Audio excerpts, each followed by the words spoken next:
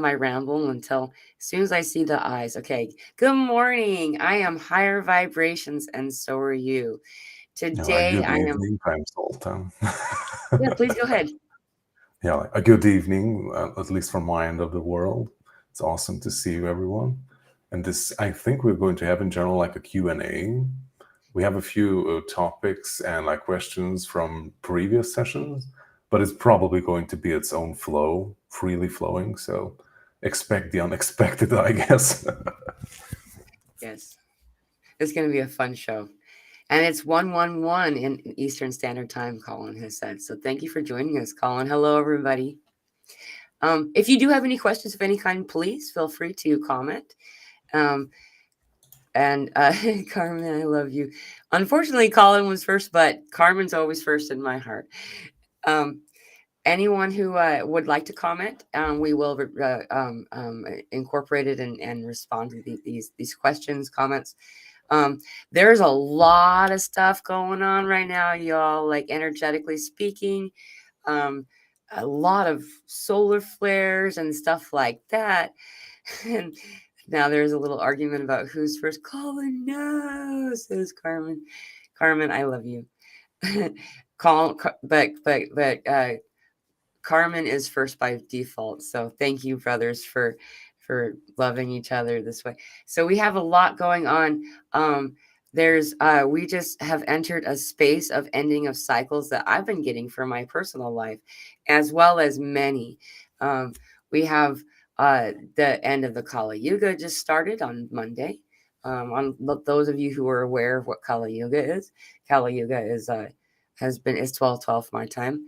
Um, has been known for the time of tribulation, the sucky part of our timeline. And so it takes a full year. So February 2025 is when we'll be done leaving Kali Yuga. And so it's been really cool to actually feel that and to notice that in my experience. Though there's an increased ascension symptom reports coming in right now. So I don't know. What about you, Guardian? Have you been noticing any kind of have you been noticing more ascension symptoms or any kind of disruption in your experience lately? uh, Thank God I've managed to like navigate it very easily in the past 3 weeks or so. But I did experience some very intense like flu type of symptoms, or some kind of sickness was like circling around me and inside my body from time to time Mm, before the holiday seasons. But after that, it kind of passed. But I did recognize and like seen a lot of people like in our close circle, in our family, and also like in extended circle as well. That like many people have come down with different types of sicknesses. Like maybe it's something that they've been struggling with for quite some time and it started to like intensify, or it's something completely out of the blue and they just realize that, oh my god, like I had this condition and it's now super urgent to do something with it. But in general, like that's the only thing that I recognize. Like my body is pretty okay now, but at the end of December and that period, I was also like very heavily hit by whatever was happening. And everything, for example, I had like joint issues. I'm not sure how much I have now because I very intentionally work with it to like remedy the situation. And that like always comes up when these solar flares hit. I always feel my joints like, oh my god, like it's happening again. Or I know, like some kind of cold type of symptom or whatever. Or in my case, it's usually my voice. Like I have like throat issues in those periods for some reason, which is right, super nerve wracking, especially when you want to hold a live event or meditation and you don't have a voice. right. Yeah, But that other than that, I haven't truly noticed anything else. no. I didn't mean to cut you off. I'm just like, yeah, that makes it difficult. I was agreeing. I didn't mean to interrupt you. I apologize. Yeah, the voice thing, I have noticed that as well. That the throat chakra area has been I find it kind of funny to because I sound to me, there's been times where I felt like I've sounded masculine, I've sounded manly with my voice dropping and being in this place. Um, there's been a lot of like ocular eye related symptoms being reported over the past couple of days. A lot of people have talked about it. Almost feels like raising up in an airplane, or going, in climate, going in through this sorry, there's children yelling in the background. Can you hear that, or is this microphone No, doing good? Okay, good. They're it's very a loud. really good noise cancellation. I think they're It's fighting over. probably not on omnidirectional, so it's only recording you, what is in front of it. So good Good, choice for microphone. good. I'm very happy. Thank you.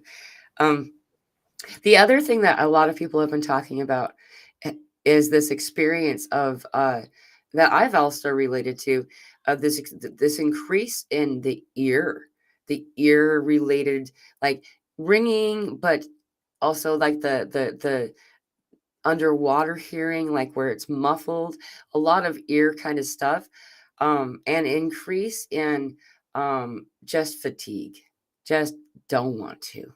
I think I'm just gonna nap kind of energy, and a lot of people have been having this kind of a thing. Um, and Spiritual Warrior here has commented. She says that uh, woke up with a sty on my right eye. I tested for radiation at the NRT appointment. I'm sure that that's a correlation. There's this is at the eye stuff. Garden, have you heard about this in the fourth cone that people are experiencing? Getting there's been reports of people having. No, it's fascinating. So we as a species have, wow, they're really upset out there. um, we have three cones. We have cones and rods in our eyes, and this is how we are able to interpret, um, what's in front of us. And a lot of people are talking about now just having okay, and having three cones, we're able to see a certain range of light. Animals or other species that have four cones can see ultraviolet light. And this is what's really neat, is that people are having symptoms similar to what was just reported about the eye sty. Somebody said that they had a bone spur move through their eyeball. That sounds painful. Um, just weird. I know that I've had weird like stuff come off my eyes, and then I'm able to see a different spectrum of things in front of me. Like I'm noticing more like light orbs, light beings, and things like that, as well as I would notice that my vision would like seem to be coming in and out of focus, and then I was given the information that what's happening, we're raising our vibration up to where the visual range of this other thing is, and so it looks like I'm fading in and out of focus, but it's really like it's just because of Ascension works like this. We're talking about this because um, this new ultraviolet range is being proven via science that these individuals are actually presenting now with a fourth cone to be able to perceive the ultraviolet range of light. So this is pretty neat, but leading into that, it doesn't feel very good. A lot of painful experiences, from what I understand. So, Yeah, like we are evolving. Like I'm not sure like how far we can push it by in just one lifetime. I mean, mhm, like how much can your DNA change and like how much can your physical body actually reflect that change in like a span of a life? right. But I bet like the kids who are born or are like very new have like super awesome upgrades already built in with the system. Yeah, And we're like we are so-called like mutating and trying to keep up with what is happening. very But yeah, much. like it's interesting to see and hear others that well basically our senses and like how we perceive reality is expanding since we're raising our vibration. And so I guess another side effect of that will be that we will be able to perceive more spectrums of the light too. Like I guess like many people have also reported like I don't know like seeing weird movement out of the corner of your eye, maybe like at the corner of your periphery of your vision, like something just moved while like looking at it and just like there was something there. Yeah. Or just interesting shapes or maybe like flashes of light. Like that's what I kind of see, which is like super strange because we don't really live at the street where like light flashes can happen. And Mhm. also we have like the blinders are like light proof completely. And it's like, I know that it's not something that's happening to my eye because I don't know, like maybe when you like rub your eye, then it can muffle your vision, or it may seem that something's brighter, maybe, but it's like all over the place. It's just your perception. But the other thing is, what I've seen is like maybe you can like imagine that in the corner of the room, maybe just in that small area, like almost like someone like turned on like a small LED for a split second and just goes away or something. And I have no clue what that is. Sometimes it's something bigger, but sometimes like very small and subtle here and there. And it's not just in my vision. It's like just as you would like imagine now that it comes from the back of my seat, for example. So it's not on the camera or your eye. It's like behind an object. Right. So how does that? I'm not sure what that is, but it's very interesting. I also think I heard it from other people too, especially if you like close your eyes and like like even if you close your eyes, you can still see stuff. Yeah. Kind of, at least some people can. And when you close your eyes, you can like see like lights like moving about or something. Very similarly, when you can like try it out to I don't know, like close your eyes and like turn on your flashlight or something and like bring it in front of your eyes and you can still perceive it. And like weird stuff like that tends to happen from time to time. And then we can maybe like go into like what do we perceive when we try to go to sleep or just simply close our eyes? Yeah. That's Yeah, like, go ahead. yes. Oh, okay, okay. I just wanted to like also mention I haven't had that for quite a few months, but as our senses are expanding, like I had quite a few occasions when I try to go to sleep and like you want to shut everything down, like quiet and peace so you can sleep and all that. And I close my eyes and I can still see stuff like around me for some reason. Like I still I can see like an I don't know how we call it, like an omnidirectional view of the room or something. So when we like look through our eyes, you just like see something like this, like in front of you. But if you can like close it and you turn off your physical eyes, like you can have like a 360 view kind of, or you perceive space around you much more, I don't know, like in a much more different and holistic way than just through these binoculars that we have. Right. Yeah, I've got the same experience, and I've noticed that when interacting with energies, I almost always kind of look down. And it's not that I'm bowing, but that's where bowing came from. I didn't understand that before. Like I always thought bowing was like, oh, I'm below you, you're higher up than me. That's not what bowing is about in a lot of these energies. It's when we look down, it's got something to do with stopping the limitation of these eyes, and we see from here. We see a we see from the top of our head in some kind of way. Um, and an experiment or a practice that Guardian had mentioned, I've been doing since it's really useful, is to intentionally close your eyes, being safe. You don't want to end up finding yourself stumbling down a set of stairs or something like that. However, closing your eyes and kind of becoming aware of the room that you're in, and like going to the other side of the room, physically moving your body, walking, or trying to manipulate the space in front of you by like picking something up but putting it across the room or from a distance. So you really, it's required for you to use your higher sight. um, when we start to practice this stuff, it's already there. These skills are already present. It's simply that we've not um, we've taught ourselves to be limited. It's kind of how I take it, and so, and then, more too, just like you had said, these new children are coming in with the ability already, they're coming in with, that's where this science of having 4 cones has come from. It's children that they started to report this about. These little guys that are coming in with more of their DNA in alignment.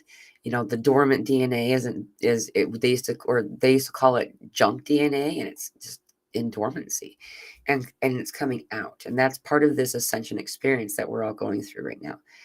So it's not only sight, it's every sense.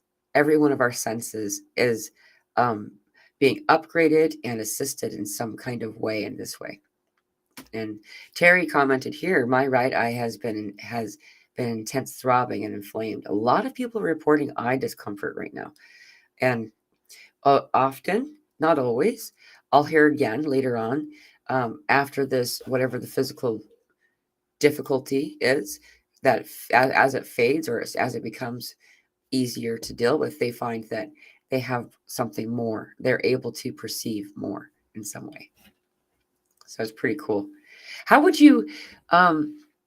So I know that we're talking about perceiving energies, and I just kind Hmm. of want to. I guess want to say one thing before I go into that question is that almost always people will report that it's from the corner of their eye or the peripheral vision is where they start to first perceive, like light orbs, or as Guardian here had said, something behind you, with your eyes open.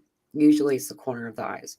Um, Often, not always, I'm finding that it has to do with the left side. It comes in on the left side when it's an introductory energy. So you've not had that experience before or whatever. Um, and then it's often too something that we will correct with our logic. We'll see something and then we'll go, oh wait, and you'll double take and then decide to make it go back to what you expect it to be. Um, Yeah. we don't have to do that either. So I guess my question is, um, I know that you've been having these experiences before. You said that you see them behind you sometimes. When did this first start to come in for you? When did you first? Uh, where were you on your spiritual awakening path? I guess is what I mean. When this first started to occur for you. I'm not sure if it's in relevance to that. Like it's been like 2 or 3 years ago when I started to perceive those things. So at that stage, I guess I could consider myself a bit more advanced than maybe 10 years ago or so. But I don't think it's dependent on that. I think like we're all collectively like moving forward. And like even if you're like very much like just had your awakening, but the people who are awakening now or just in the past few years, I think they're moving far more quickly than we did like 10 or 20 or 30 years ago on Yeah, their spiritual awakening journey. And also like the whole world is changing, the collective is changing. So and also we're being upgraded. And yeah, like that has an overall effect on everyone basically. Even if you're awakened or if you don't consider yourself awakened, like these things are happening to everyone. And like just as you said, like we condition ourselves to see the world or experience rather, because like sight is just one way to experience it, to experience reality in a very limited way. And right, like I think these things are most likely happening to far more people. They're just like rationalizing the shit out of it. They're like trying to deny that it's actually happened, or oh, I just imagine things, and right. trying to push back things to the state that they feel comfortable with, basically. Because to many people, like these, just the mere fact to like realize that hey, like not everything is just physical, or there are realities beyond the physical reality too, which are like still here, like interlaced with this one, like the same space and time, like the fourth dimension, like that's kind of here too, occupying the same space and time, but just on a different level of existence, basically. And it's also very near to us. So it's just like an arm's reach away, vibrationally speaking. You had a very good point with this. There's a lot of individuals coming on very abruptly, very quickly, without, like, we had this conversation probably 2 years ago or longer, Guardian, where we started to get these downloads about these individuals coming in, and it's going to be like trying to take a sip of water with a from a fire hydrant, you know. And it's happening right now. You know, there's a lot of newly awakened individuals who are rather progressed in their um so to use that measuring stick, you're right, that has nothing, time has nothing to do with advancement in a spiritual way, as Guardian had said, where it's like it doesn't really matter where you are in your awakening, you're going to start to get some of these things coming in pretty rapidly. And sight, I find sight to be one of the first, for me, is pretty common to hear that this kind of report, though a lot of other experiences end up coming in before that. We just don't acknowledge it, like sensing others present. Like I saw Vegan Vixen had commented earlier, and I did pull it up, but she says, I had something so profound happen to me in the early hours of the morning, and it involves some sort of activation where I saw and felt extreme energy enter my head, which left me with a throbbing ache. And then she said, which didn't last too long. Is the last part of that comment. This is an example, though it's not the rule. When everybody's experiences are different, where the energy could enter your energetic field. Often, though, it's like someone's there and you just can't quite see them, or you notice you're being prompted somehow by other energies that are in your bubble, like in your room with you. And um, most often these are beings that are coming in to help you out. And there's nothing to be alarmed about. I did want to add, with sight, I found at first it looked very shadow like for me, and that scared me. And because shadow, dark, bad guy kind of stuff, and it had nothing, shadows have nothing to do with ill intention or anything like that. That's often how it comes in. um, when I looked at it closer, I could see that around the outside there's a very faded light, as if like a very diminished or faded aura of white light around like their body. And then within it looks like there's a shadow, only because you're not able to fully bring them into your perceptibility. So I did want to highlight this because I had learned over time that they weren't necessarily something to be afraid of. And so, to help anyone who's having those kinds of experiences, you can use your own discernment. You can feel, if they're present, if their energy's presenting one way or another. Um, I can say that when I go into a place of fear, I drop my vibration just enough. My frequency goes down just enough that they're no longer in my field. So it's like a mechanism that helps you to not have to continue to experience that if you're in a place of alarm. So um, though there are energies that are not the most pleasant, as Guardian and I have discussed before. Would you like to explore that topic further, or would you want to move to something new? No, like we can go more in depth into this one, especially for newcomers. Okay. Yeah, like just as you said about like that things may appear like blobs of shadow or just like the silhouette of something as maybe like a shadow. And you may also like perceive that also when your eyes are closed. Like sometimes it happens to me as well when I wake up and my eyes are closed, and I like kind of see like an image or silhouette of something that I could recognize maybe. And I kind of take it as a sign that, hey, like something like that or that type of energy is maybe in my presence, or it's trying to interact with me, or something's happening, and maybe I should pay attention. But yeah, like it can be many things too. Hello, beautiful people. Oh, yes, it's Esther. Yes, I already greeted you. I'm also sending you much love from Transylvania, and to everyone else who is watching. Yes. Yeah, like it may appear as like a shadowy type of thing, but it doesn't mean that it has to be bad or anything. But if you like, it appears like that, that means that it's somewhat close in vibration to you. Yeah. Like it's very close on the fourth density, basically. Like it's almost in our physical reality to the extent of it almost being visible physically, kind of ish.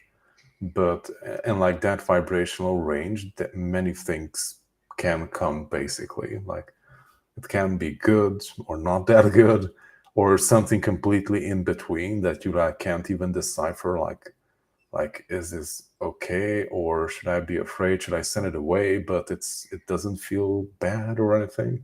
Yeah. Just like with people, like you can like get vibes from people like, oh, I really enjoy being with this person, or I like want to get out of this place. So when you like meet someone that you don't enjoy, Yeah. and there are like a lot of people who are like the in between, like you're completely indifferent, like with them, for example, and that can totally happen also with energies as well. Like beings can come in just to simply to observe, or maybe they're just curious about who you are or something. It doesn't mean that you have to interact with them. Maybe they just wanted to check out what your light was all about. Because if when we like awaken, like you energetically become different than other people. Like you can like imagine like the majority of people like functioning on the same bandwidth, like the mass is just on the same bandwidth. And when you like wake up, you're just all of a sudden you're like boom, like whoa, like you're on a different frequency range than everyone else. And that sticks out on the fourth dimension. That's like whoa, like what's happening there. And like many beings can be attracted to that as well. And it doesn't that doesn't necessarily mean it's a bad thing, but yeah, like you can attract nasty stuff as well. Especially if you don't have your, yeah, like you really have to like work on your energy system, like your energy maintenance, to Yeah. make sure that you are protected, like you're cleaning yourself out, you're cleaning your home energetically, and you're also, yeah, like doing your daily protection work to like filter out unwanted energies. Because just because it exists and doesn't mean that you have to experience those Yes. unpleasant things in reality. And over Very, and out. very, really good points. Thank you. You know, like you're not a victim of this. You get to decide. That's like the main takeaway I have. So I've, just as a lot of you know, I had my near death experience when I was 4. I had a lot of them, but the one when I was 4 was what really turned on a lot of this stuff. And I have been experiencing energy for a long time. Um, until my grandfather died, people in my family thought that it was just a wild imagination. I had a lot of imaginary friends, you know, and that's kind of a segue to this point too. Is that I find that most of the energies that are not in congruence or they feel unpleasant often are energies of individuals who have passed away, who have died, that are still busy. You know, they got work to do. And so their energy is like that your asshole neighbor that you can't get away from kind of feeling, you know, we're just like, dude. And I use those words in love, the asshole neighbor, because you know sometimes that guy is also like somebody that you don't mind being around, and so um, when you notice them, they notice you noticing.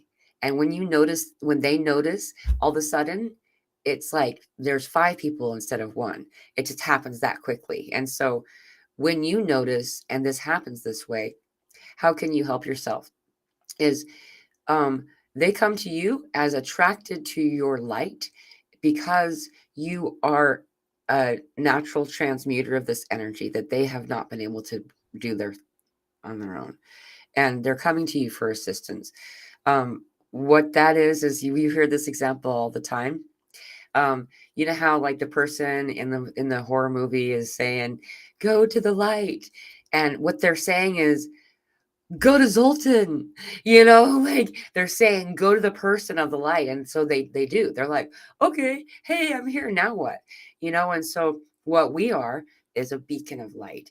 And so what I was doing for a lot of my life was going, "Go away, leave me alone," you know, and instead, which also works.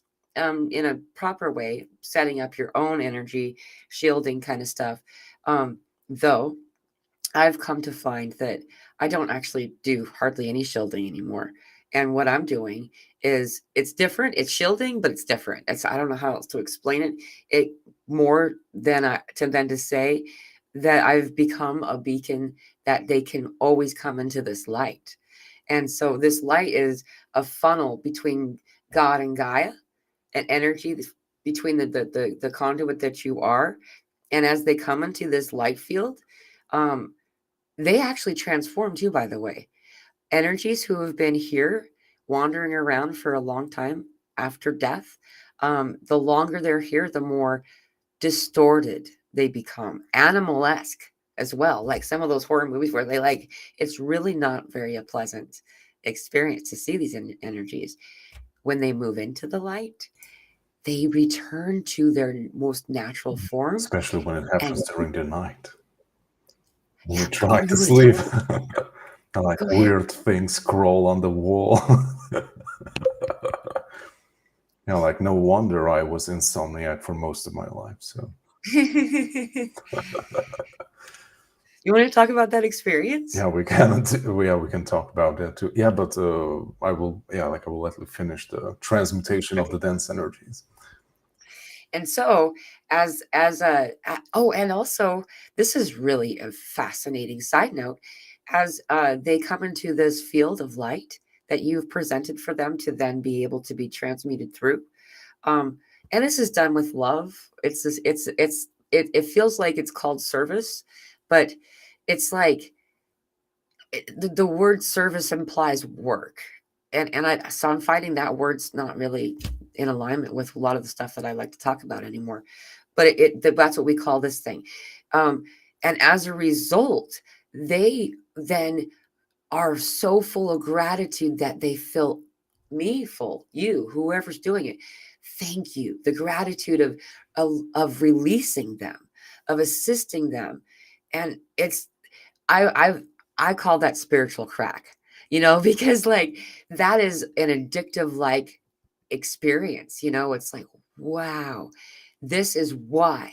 This is why the why of doing this kind of a thing is that not only are we releasing and assisting these energies and they're no longer stuck here, but now after having done that, what they give back to us, it it elevates our energy and our frequency. Like I find, even if I'm exhausted after having done something like that, now I'm skipping and I want to sing, and like it could be at 3 o'clock in the morning and I'm like, let's go garden, or whatever, and it there really is a give and take in all energies. There's an equal energy exchange in all things spiritual, and the impact that we get to make for these individuals. Hey, there's 88 people here right now. There's been eights everywhere lately. The impact that we get to make on these lives that are incarnated here, that are connected to these other energies as well, is just a lasting and impactful experience. And so it's just really cool. Though, until I knew to do that, they felt like bad guys. They felt like monsters coming to get me. They felt, because again, they're like this animal-esque energy that was coming from the shadows of the corner of the room when no one else was in there but me, and it didn't feel that great. But Guardian has a lot more experience with this than I do. Yeah, well, I won't go into the very nasty ones, but yeah, like I didn't have that many experience with like people who've passed away. Although since we moved to this home, like this is on a mountaintop within a very old village. Like our village is like was founded like more than 700 years ago. So we have a long history going back. Also, like on our street, we have remnants of an old fortress. We have an old like 700-year-old church as well. So a lot of things happened here in the past few hundred years, I guess. And yeah, like when we moved here, I moved a month earlier than the rest of my family.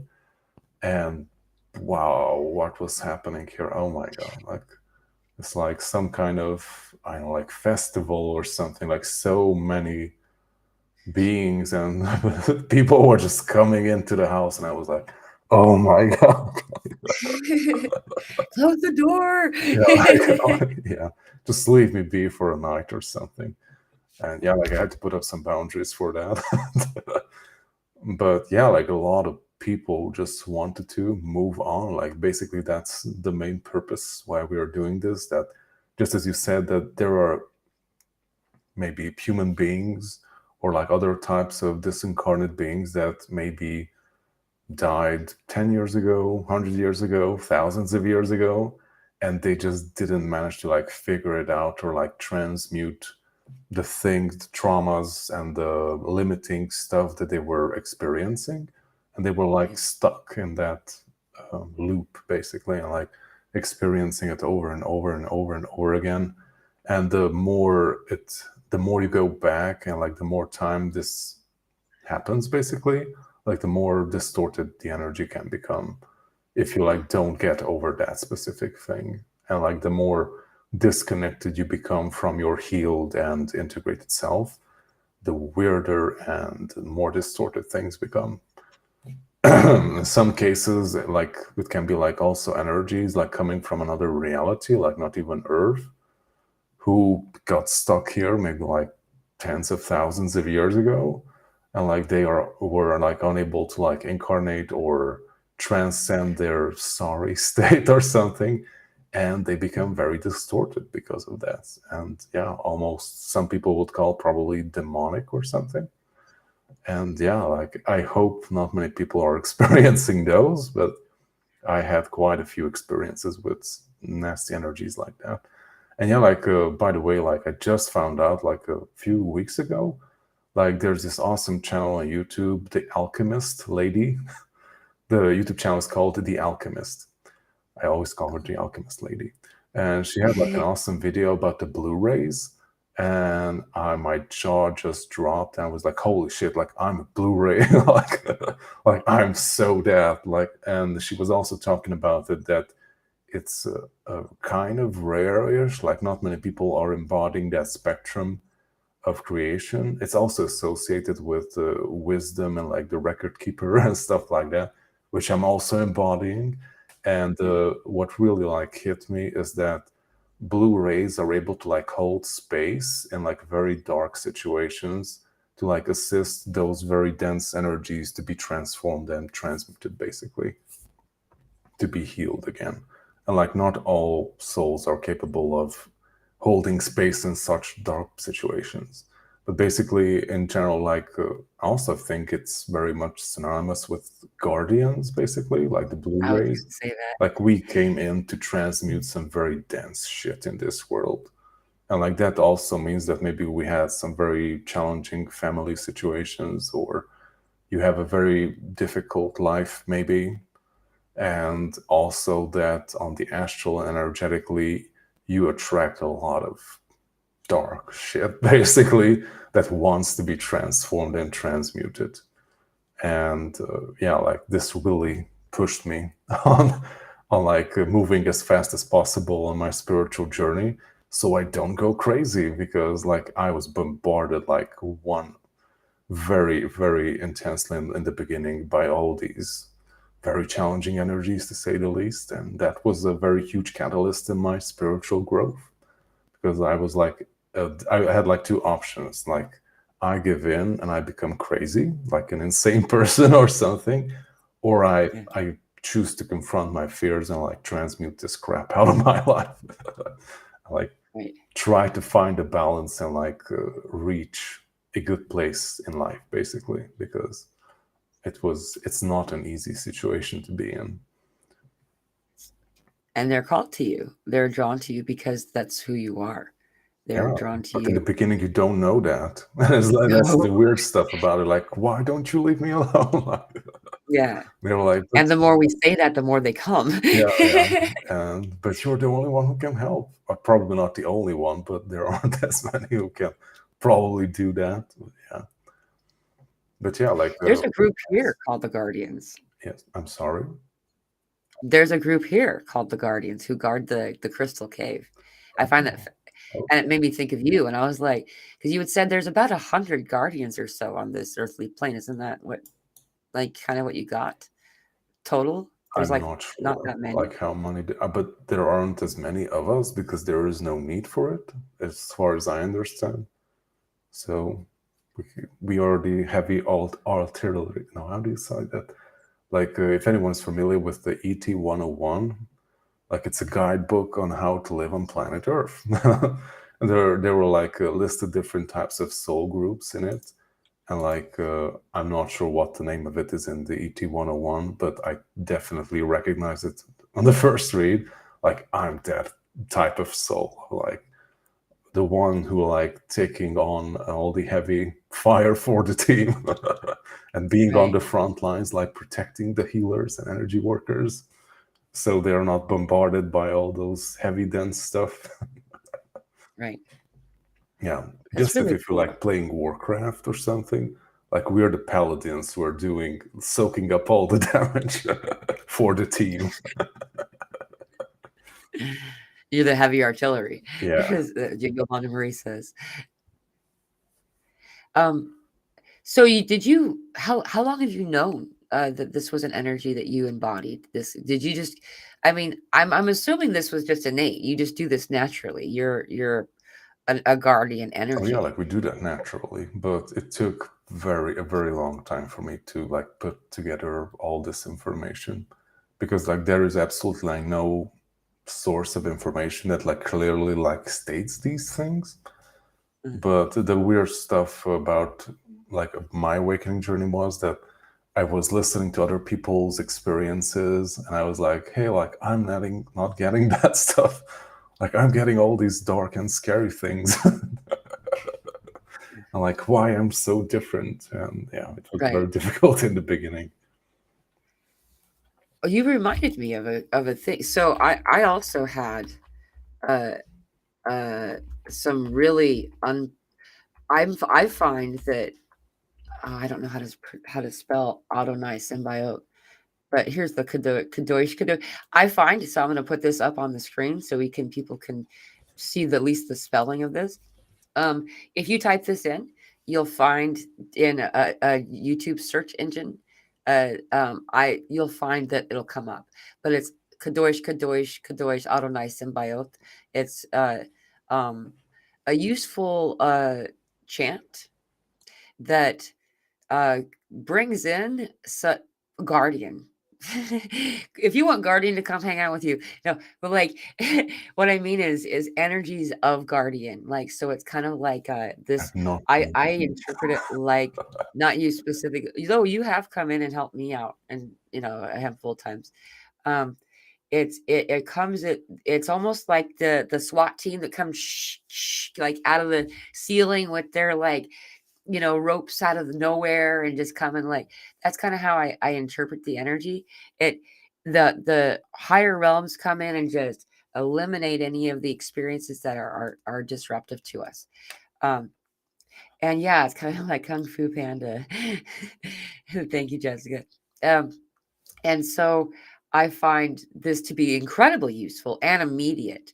Though I uh, also found that finding this in YouTube, thanks to Guardian, and in fact, I'll post this in the description of this video, at least on my YouTube channel. And if I remember, I'll go to do it on your channel too, or if you would like to.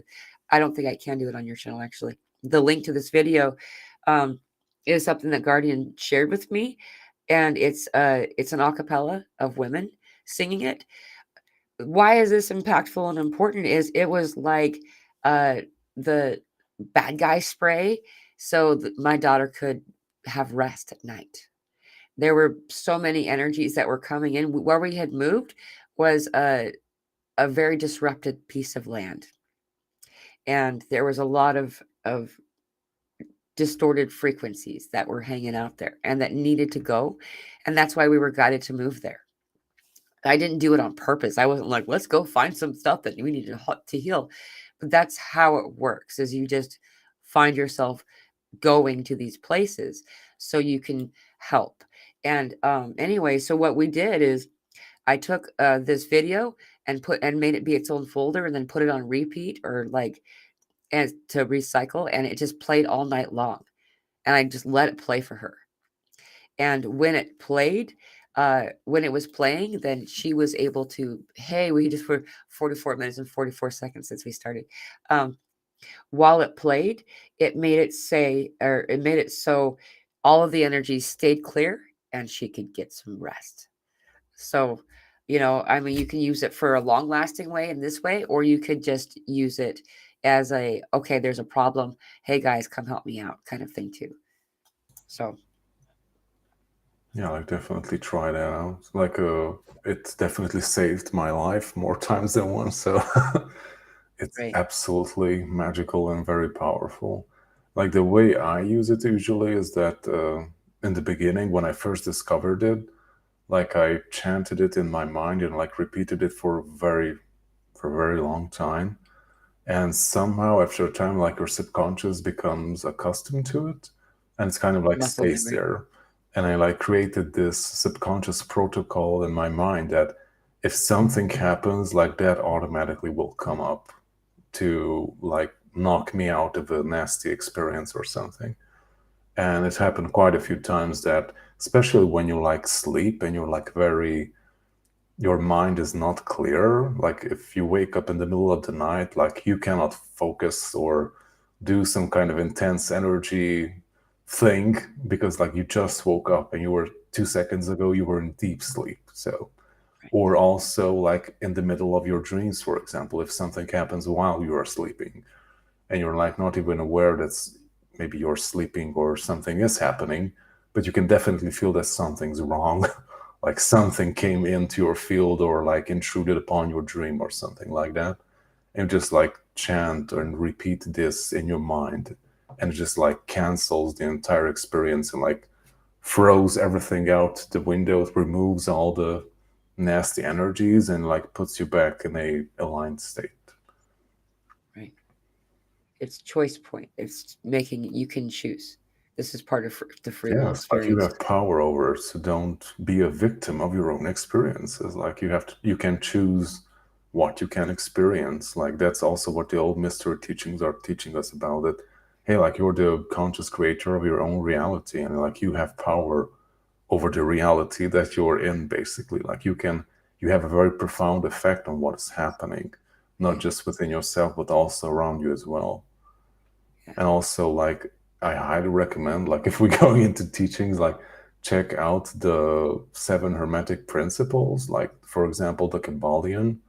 I'm very much into hermetic teachings and all that, and it's basically like the seven laws of creation, like how reality works, like how can you manifest things, like how does everything work in the cosmos basically. And like that's also one of the key points of the teachings that hey, like these are the seven laws and like everything functions according to these laws. Like this is what holds everything together. But like that doesn't mean that you're like a victim of the laws or like you like have to, I don't know, like I mean they do have an effect on our lives because we're here, but it doesn't mean that you're like a slave to them or something like that. It means that you're aware of the laws and now you can use them in a conscious way to create the desired reality or to bring about change in a conscious manner. Right. That's what the masters do. It is. And we have a natural knowing to do this. So once you choose to, you can with power, with mightiness, step into this. That at whatever age, uh, physically you are, or whatever age in your spiritual evolution you are, however long you've been doing this, it's very uh, accessible to everyone. It's equally accessible to all groups, and all we need to do is allow yourself to make that choice. I would say that is kind of the most consistent thing across the board is the fact that we are in a free will. We're an experience where free will reigns supreme, and so you can choose a lot of these kinds of things. However, um, it's when it comes to a more physical manifestation. So I have these little like gremlin like guys. I don't even know what they to call them. They used to come around and they would interfere with me. They would do this while I was I would wake up from sleep, and they were just kind of, and they were usually around a doorway or a window. That's just, and it's I always, for the longest time, was like, wow, that's a weird dream. But every time I woke up, I would need to leave the room that I was in and leave them behind. They would always still be there. And it had something to do with this portal energy. Um, and connecting with what you had just said, where it has to do with um, I didn't understand Hermetic teachings. I didn't understand any of this at this time. Um, I did know that I could play with the rainbow light, and didn't know what the violet flame was. I just knew that if I made my aura look like it was purple, that's how I translated it. Then they would kind of screech like they were burning. They weren't burning, but they were just like, and they would leave. And this point is being brought up to show you you don't need to know what you're doing. It's useful to know what you're doing so you can do it more precisely. But this is something you have innately inside you. And I'm talking about, this is kind of a thing that had happened for years, starting as a child. And it wasn't until, I don't even know, maybe about 10 years ago or something, did anyone else see it too. So I didn't ever really talk about that, and there's a lot of different kinds of energies that do come through. Um, yeah, see, Carolyn here says that she's also having the experience with the gremlins. And they would take her stuff, and I noticed that too. They move stuff around. They like to uh, cause disruption, and so the violet flame is purifying. They don't like that. And guardian is a skilled uh, uh, guide of meditation, and some of these awesome meditations that he's done has been deeply impactful in my life. And I would like to say that every time the violet flame is associated in some kind of way, because you are a guardian and you do this naturally. You're a natural transmuter of the energy around you.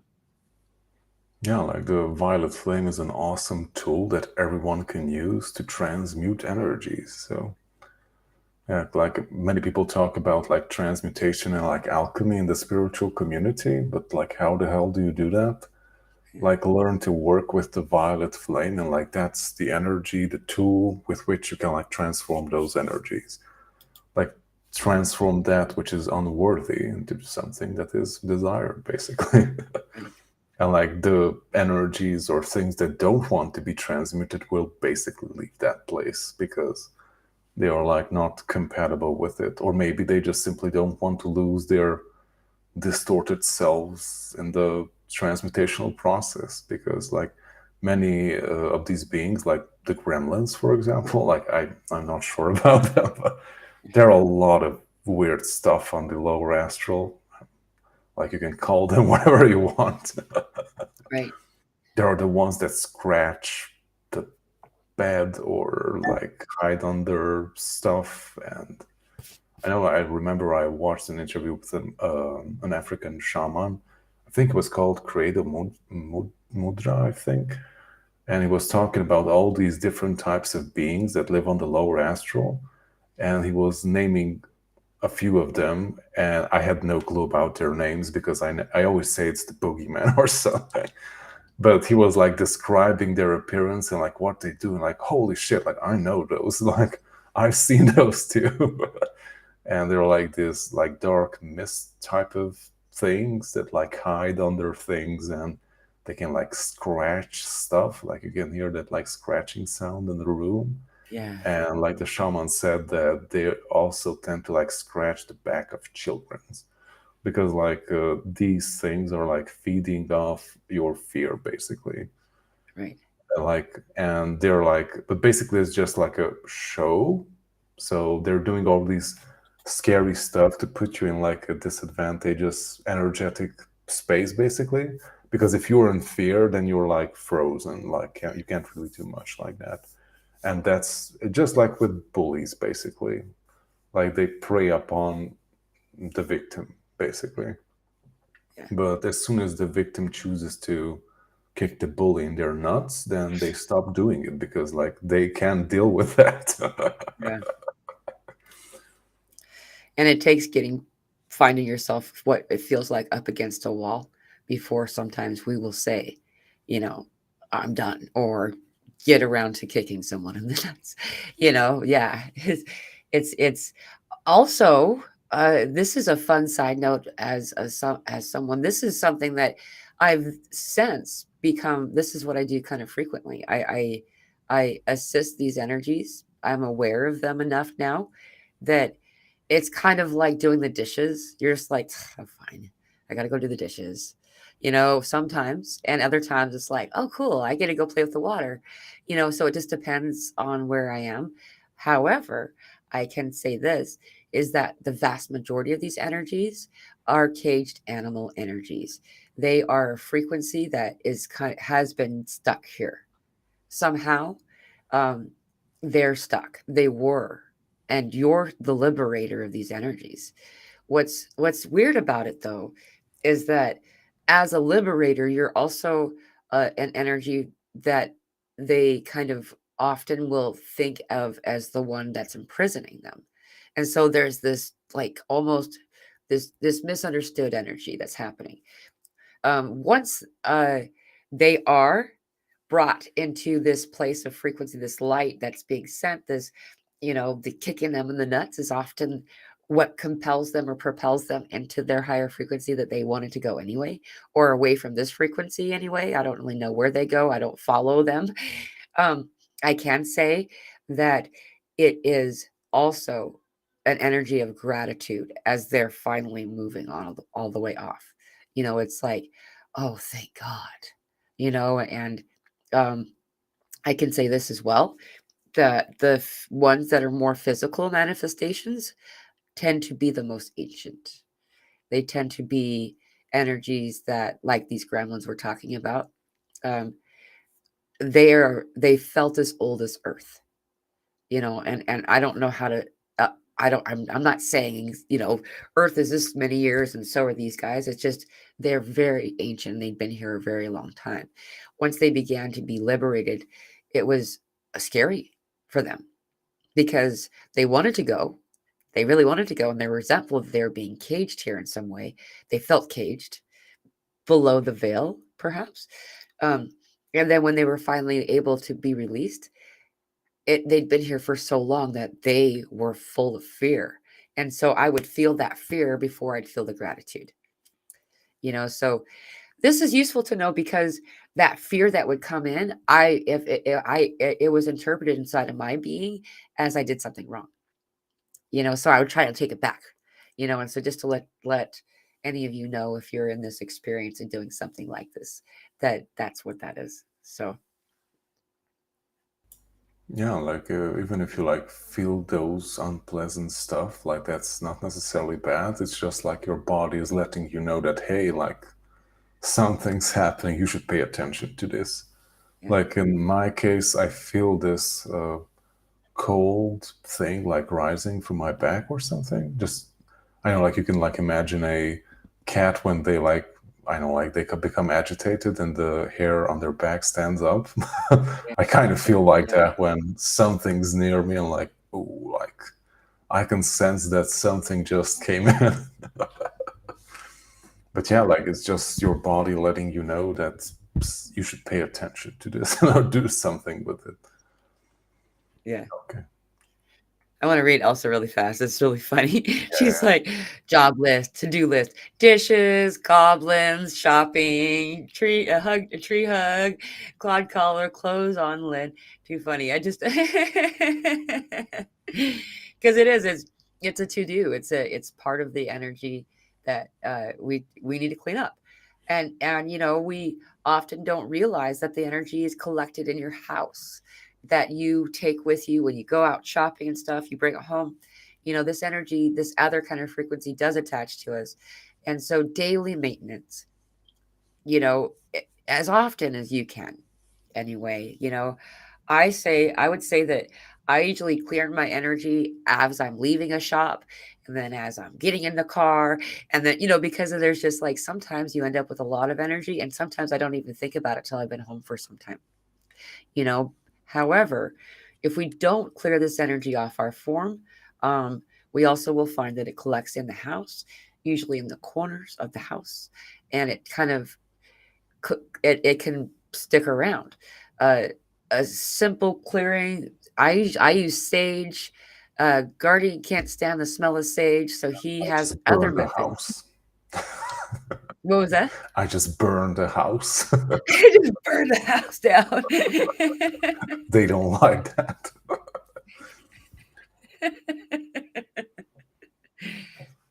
Sound bowls. Yeah. And also when I bless my food, I also burn that in fire too. So I just think it's so funny. Burn the house down. I know, like what we were talking about, like you're talking about like these difficult situations with people. You're sending them love balls and all that. I just send them fire. Yeah, it always Love works. balls also work. Yeah, a ball of fire.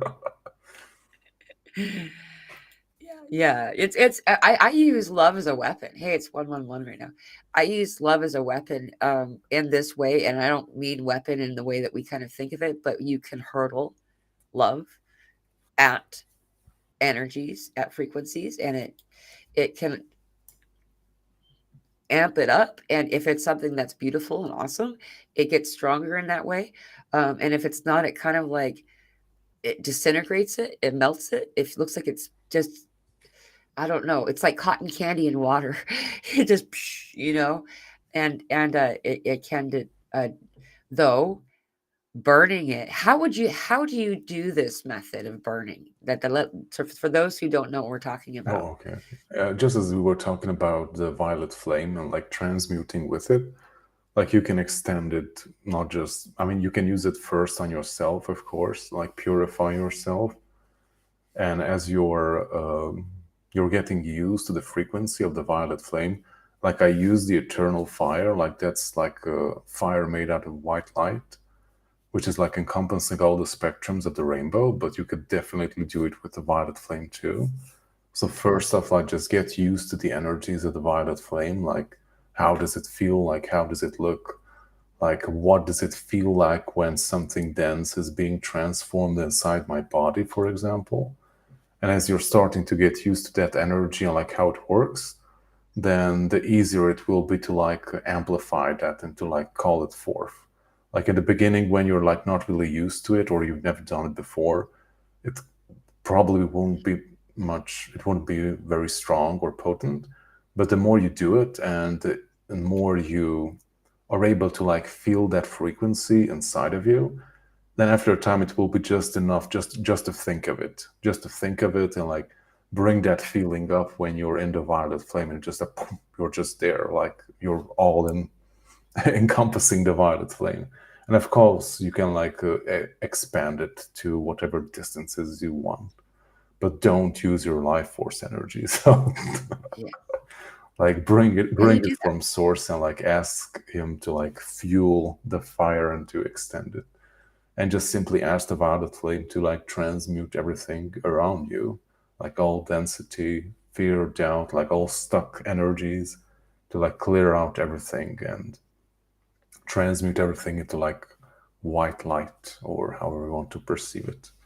And after that, like close off your home energetically, because like depending on what seals you use, for example your house or your body, like things can get stuck in your house. Like protection can work like both ways. Like you can also like keep things out, but if something was in the house and you like did that type of seal and protection, then it gets stuck in your house. Like and you don't want nasty stuff stuck in your house. And like that's why it's very good to like clear yourself and also your house first before you like do a lockdown or something like, Right. so you don't have nasty It's surprises down the line.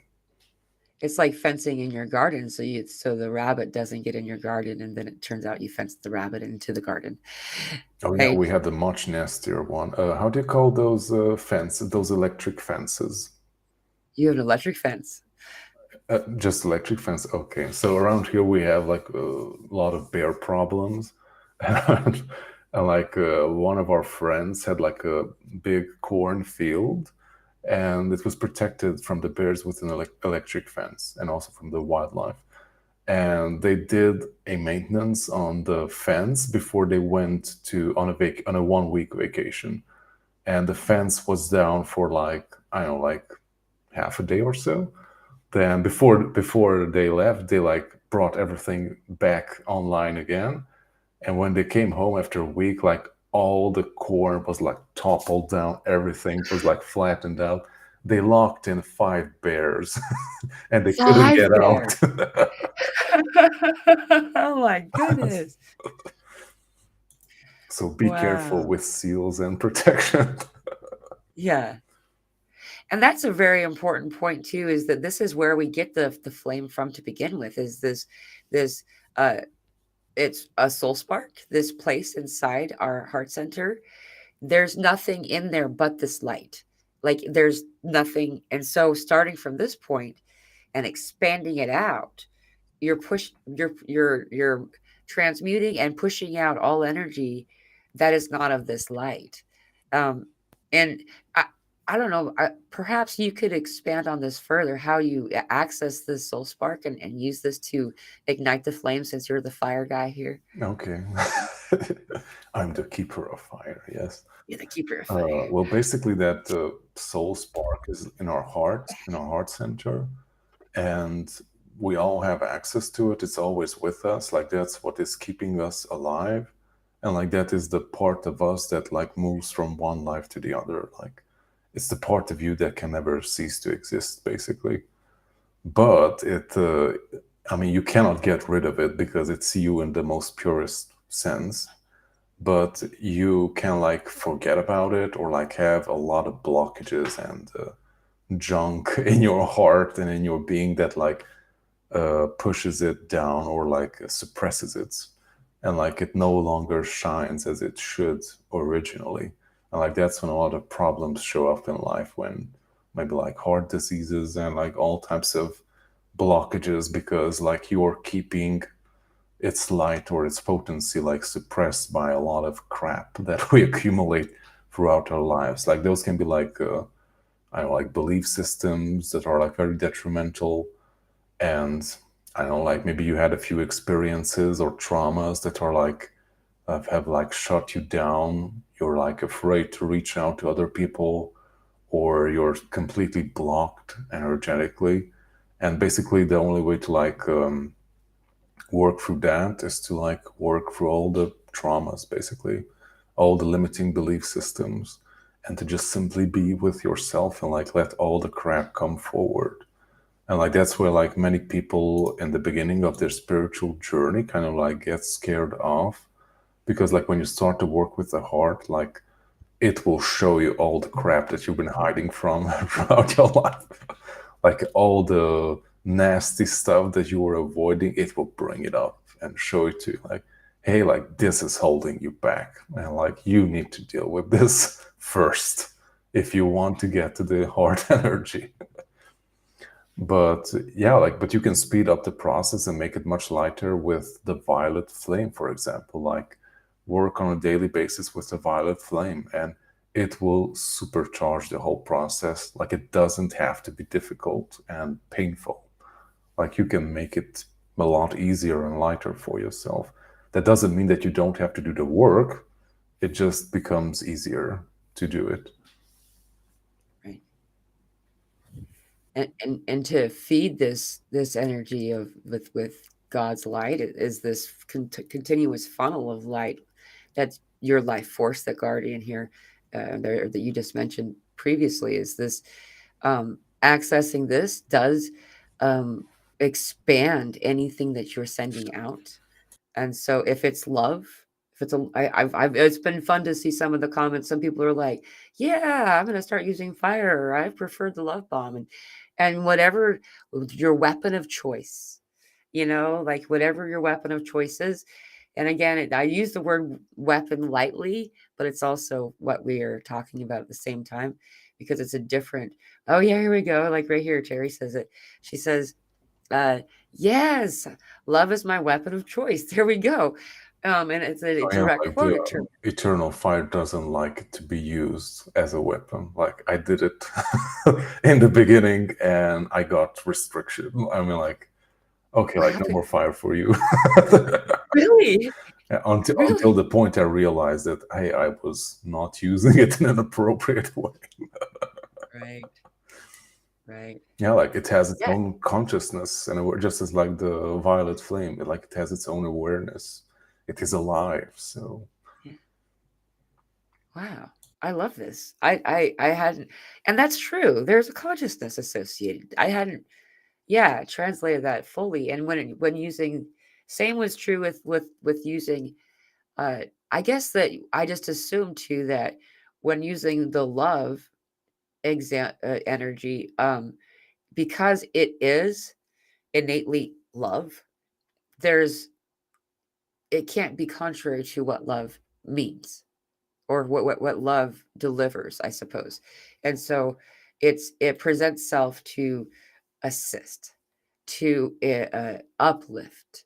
And if an energy is not in alignment with this love frequency, then it's like um, the hydrophobic stuff you spray on, so the water will just like it doesn't the water won't stick to your clothes. You'd spray that hydrophobic spray on there, and it's the same kind of concept. If it's not in alignment with love, it doesn't want to be there. It doesn't want to be there. And sometimes there's a response that sounds like they're in pain, but it's due to the fact that it's just not in alignment with them. Um, though, what your point of before about not using your own life force, um, would you like to expand on this a little further so people that don't know what we're talking about can understand? yes. Yeah, well, I'm not sure. Like in different traditions, like it's called different things. Like I think it's called prana in Hinduism. Like it's your chi in China or in Eastern traditions. Well, basically your life force energy that is like assisting your body to function. I mean, of course, you need food and all that stuff. Like, but that's like very physical based. But other than that, you need your life force energy. Like that's something much more higher vibrational that is like keeping you alive, and like it's keeping everything alive. And like we receive that energy through Mother Earth directly because we are in her body at the Yeah, moment. Like she is sustaining us.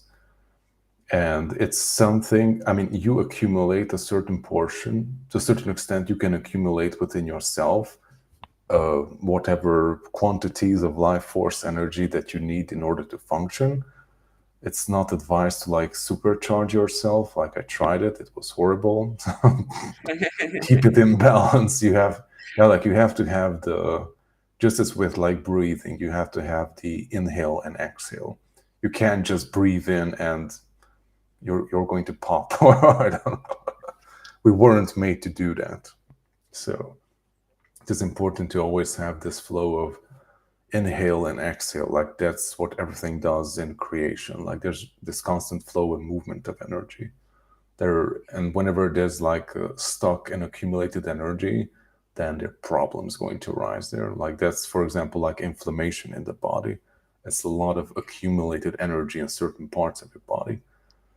Okay, but back to life force. So every one of us, like some of us can hold more than others. And I also think it's like dependent on age as well, like how vital you are, like how strong your vitals are. Depends on like how much you can hold and also how much you can channel at once, basically. But mostly it is something related to our physical body, basically. And I know that in some traditions, I also research it, like, for example, my ancestors, like, what did our healers do and how did certain healing practices function? And like some use their own life force energy, or some, for example, like take away the sickness from someone else and like integrate it in their own body and like heal it within themselves, which is also don't do that. Like, you yeah, don't have to. Or, for example, in my case, which I learned the hard way, is like in the beginning when I did, I don't know, like protect other people, or I had to like fight off nasty beings in the beginning, I used my life force energy to do that work basically. And I haven't really realized how that's what I was doing. And after I did a pretty big one, a pretty big cleanup, in the coming few days, I started to notice that I was like, I know, like almost like bleeding life force energy or something like that. So my etheric field was like, it wasn't in a good shape, and I was like losing life force energy from my body. And it wasn't anything painful, but I just felt that like life was leaving my body, like I couldn't function.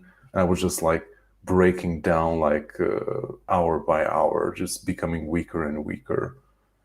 And yeah, I got a reset at the end of that, and everything came back to normal. But yeah, like that's when I learned that always bring your energy from source. Like that's like an infinite pool of energy and power that you can draw upon, and you Right. don't have to use your own little local supplies of life force energy because that's very limited. So that's not much. You can't do that much with it, but source is infinite and you can do amazing things thanks to him. Right. And you can fill it back up again. Like I like the spiritual warrior. You rip your aura, Zoltan is what she says. Probably, I'm not sure what happened, but it was not pleasant. Yeah. There's I've had experiences with energies that come in. Um, uh, at the time, I interpret them as ET energy. I don't know what they were. Honestly, I really have stopped caring. To be truthful, they could you could call them angels. You can call them Bob. I really they're just they are. However, uh, there have been some energies that have come in and their connection to us does feel draining. They're coming in for the purpose of uh, siphoning energy from you. If you should choose to allow them to, you have a choice, is why I'm bringing this one up. Just like all of these things, you get to decide.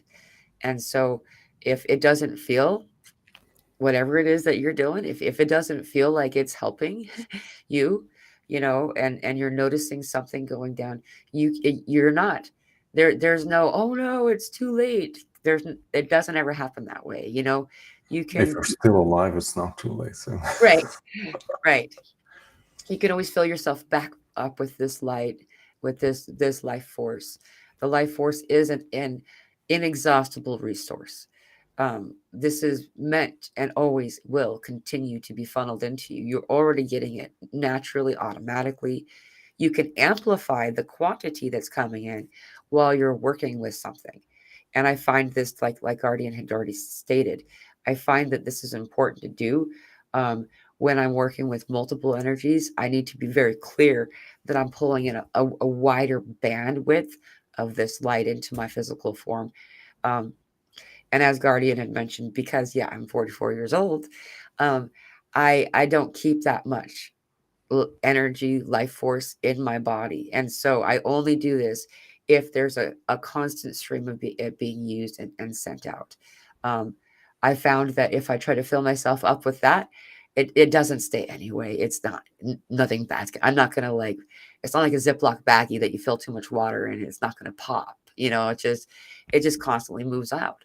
And so the natural side effect of that is you're sending love and awesomeness to people around you who are incarnated or embodied in some way. Um, and so I guess a good question would be to highlight here too, Guardian, that maybe I'm sure you have a response for, and you probably need to get wrap this up and get going soon. I assume. now we can still stay like 20 minutes, maybe. Perfect, wonderful. Um, there's the questions coming up about um, so uh, once you have cleared your auric, your energetic field, the space inside the house, how would you go about doing your seals, the lockdown? You talked about shielding your house. Um, No one's actually commented this, but I feel like this is a question that we're getting. So I don't know if it's like not popping up because sometimes when there's a we're restreaming, some of the comments get missing. But I feel the question. So would you like to elaborate on how this is done? Or? Well, I can share like how I do it, but it's just a template. Like you can find your own way of your own best practices on how to do that. It's very similar to how we usually do our meditations. That I start from the heart center. First, I purify myself and also the house, and I send from my heart center up to source a beam of light from where it comes down through my body down to Mother Earth's core, from where it goes back up again, down, and like continuing creating this continuous flow between source and Mother Earth, and like which envision yourself being at the exact middle of it, and like from that place of power, like call upon Mother Earth and Heavenly Father, or however you want to phrase it. And I also ask for the assistance of the archangels, or if you just want to work with Archangel Michael, like that's a sure bet. Like he's amazing, our best friends ever. Archangel, yeah. Shout out to Archangel Michael, who's been a massive help for eons to all of us. And yeah, like, or just work with them and ask that you, your family, your house, the land around your home is like being protected, and like just go step by step, like maybe first yourself, then extend it to your family, your home, and then around it again, and like layers upon layers if you want to do that. And like for each time when you like ask, like also like envision and feel how that maybe like a light bubble or a golden light is like circling around that place and like encompassing that entire place. And I also recommend like when you're doing shielding for a place, like don't just visualize it that I know like there's a building. Oh, where's my hand? I think this is in reflection. So maybe there's a building on a land, and you just like maybe envision a dome around it, and like underneath the land there's nothing. So basically you're open from beneath, and like envision that you have like a encompassing sphere around it, like Yeah, above and below as well. So you're protected in all angles basically. And you can like do layer upon layer if that's what you want to do. right. And it's uh portable, so you could do this around, say, a vehicle as well, like Yeah, a I car. always do something like that before I go anywhere with a car. So Yeah, I do too. It's you can also choose what you want it to do for you as well. I find like um there's occasions where you kind of want to let the certain kind of energies come in that may not always hold the highest frequency. Um and okay, I'm gonna just, because I had done this, what Guardian's talking about, and somebody who was maintenance and had to come into my place on occasion couldn't. It was the most bizarre thing.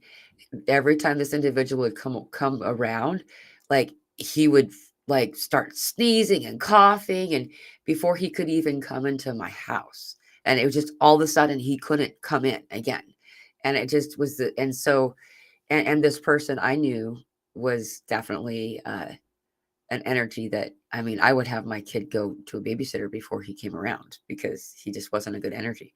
And so this is also useful for people who are in body too. And so it's just good to know. You can also make the door open. You can open the door to this to your shield. I found it does destabilize, feels like it kind of destabilizes it, but it's not a difficult thing to do. I've expanded this shield before to very large, to my entire block, my entire, like you can make it as big as you want. Um, Something that I do that is very quick to do, this similar to this, the same thing. It's just um, I'm breathing in the white light of God, and while I'm inhaling through my nose, and I'm expanding the soul spark of white light, as I exhale, but I'm making it into like this bubble, so it like goes around me, starting in this center. And what I love about this is that as I'm doing it, because I'm starting with the soul spark, there's no density that can be within this soul spark. This is light, and um, it pushes all energy that is not of this frequency out and beyond my energetic auric field and so on, really far out. Um, until it's no longer attached and it finds it can be released. So that's just another thing that I do. It's just, I call it love. And often that same thing that I'm talking about, Guardian would call fire. It kind of is the same thing in a lot of ways, so. I'm not sure, like it's in the Bible or where. I'm not very familiar with Christian text, but I think there's a passage when they mention God, I think, and they always talk about like you cannot go close or to reach God because you will like burn up, like he burns so intensely that you would not be able to be in his presence or something like that. Right. Yeah. Yeah, Yeah. you also have like in certain iconographies as well that also like Jesus has the flaming heart, and he's like showing that hey, like my heart is burning because the element of the heart is fire, basically. Right. It's a it looks similar to light. That's lightning. A lot of times I'll see this. Karen Wilson has a really good question. I don't know if you'd like to answer this. If you don't visualize very well, is it a matter of intention? Yeah, I think so. I think like all of us do it differently. So, So there is no one way of doing it. Like visualization usually really helps because it sort of becomes tangible to a certain extent. You like you see what it's going to do or like what you are doing. And I think like most of us are kind of a visual people. Like we're used to seeing and experiencing world through sight. But yeah, like the most important thing is intention and fuel it with the proper emotion and like try to hold that energy as much as you can, or just simply stating what you want to manifest, almost like a magic spell. Like you're stating your intention, like this is going to happen. Like you can visualize it or not, but just simply having a very strong and clear intent like really does the job. And especially if you are able to hold focus and like keep that energy intact, really helps. Because like just like having a strong starting spark is like good, but it's good to like I don't know, like give it more time and focus and energy for it actually to happen. yeah, Because like depending on like how, like if you want to protect like a larger area or do something bigger, then it's much more advised to like keep your focus on it and like fuel that manifestation, like visualize it how it's happening, or maybe repeat your intention several times, like almost like a mantra, maybe right, like do something that is like helping you keeping your focus on that specific thing. right. Yeah, that's very, very well put. There's a fun added side note of all doing all this stuff too is that in order for you to send all this stuff out, we must first contain it. So you're pulling it in, and you're like, any of the energy that what isn't in alignment, it's really beautiful, and um, it fills you up first, and it transmutes and equalizes and balances all the stuff inside ourselves first, and then it's as the container that you are of this, then it's sending this stuff out to these are the other places. So I just wanted to add that part. I know that we kind of moved from that, but it just very much uh, at first what I was kind of doing was I was trying to make it be a direct funnel, and I wouldn't let it sit in my energetic field first for very long, and I was missing out. So take a minute, allow yourself with the intention to feel it coming to you and being with you, and then doing the thing, like this. And it doesn't have to be very delayed, and it's really, all things, time isn't real. So, with intention, when we decide it's happening, it's starting, you know. And so what is your intention today, right? And just kind of Uh, and Karen says that she says she's saying thank you. She needs gratitude. So thank you very much for answering that question. Um, there's uh, does anyone have any more questions? Please go ahead and feel free to comment too. I was just seeing that there's uh, I sorry, I had to. So anyone who there was somebody who was present in the audience, I removed them. So my apologies for anybody who was having difficulty with that. So Colin says, so basically, uh, be like a child with drawing paper and let your imagination run wild. Anything goes. Be as fantastical as you want. The only thing to take serious is your intention. Well put. Yeah, beautiful. Yeah.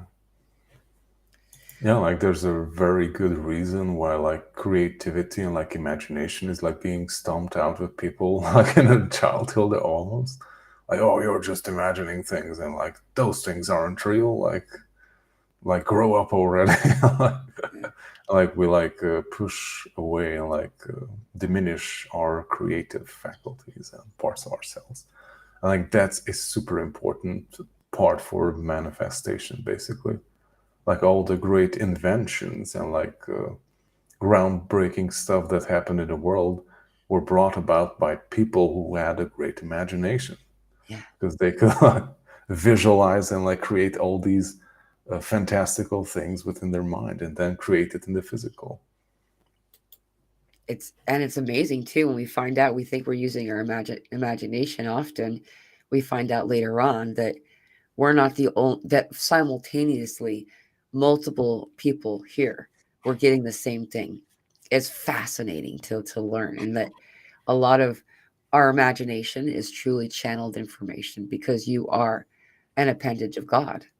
You know, we are God. We are all part of the all. We are the universe. We are the mother. We are all of this. And when we are able to step away, a step aside from the logic just enough, and just let our autopilot kick in, everything becomes possible because limitation no longer exists.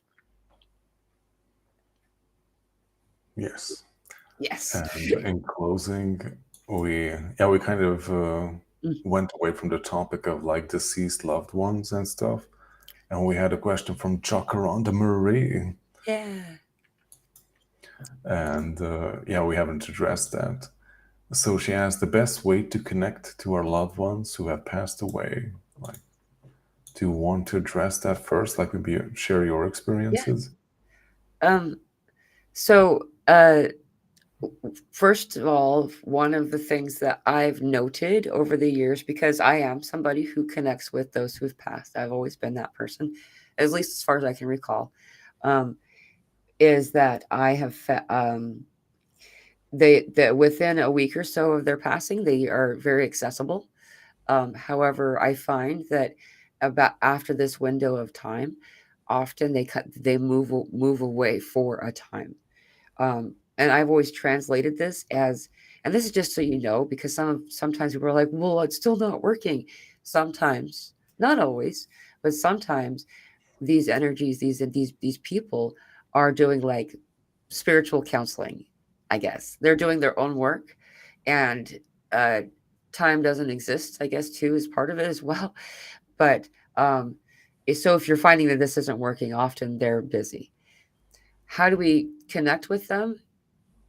Saying right now, every one of you who've thoughts of somebody that has passed, thinking of them is calling them, bringing them up in your mind, in your voice, saying their names. Often bring it through more, just like when we're presenting an intention. Um, However, if you don't tend to have interactions with uh, people who have energies, spirits, I guess is the word people want to use, um, it's harder to see or know that they're present when you're in your waking state. So, allowing yourself to be in a meditative state, this deep of a trance as possible, it makes it so your logic is far enough out of the way that you're able to fully experience them and their just their words and what they're trying to communicate with you. Um, you're all channels. We are all a channel. of all of these things. And often when we try to give responsibility to one person or another, it's only that that person has forgotten to care about the limitation, and that's all. So um so calling their name in some way by bringing them up, like as we've been talking, I've started to get a lot of energies all around me because I was thinking of people, because I didn't mean to, and here they are, and they bring in the whole You family. have to be careful. Yeah. Yeah, and it's okay, but yeah, it can get really busy really fast, and then it's like, okay, I goodbye, go away now. And um sorry to bother you. I didn't want to call you.